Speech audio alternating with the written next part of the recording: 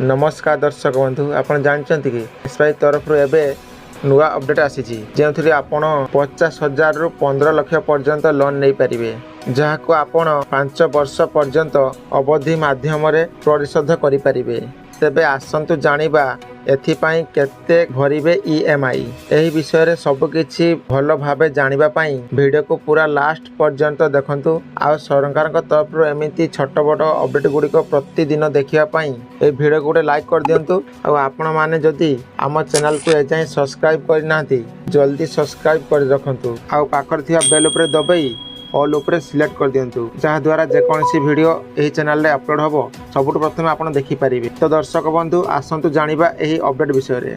तो दर्शक बंधु एसबीआई बैंक व्यक्तिगत ऋण अधीन रे आपण 50,000 रु नहीं 15 लाख पर्यंत ऋण पाई पारिबे जहाँ को आपण 5 वर्ष पर्यंत अवधि मध्य परिशोध करि पारिबे।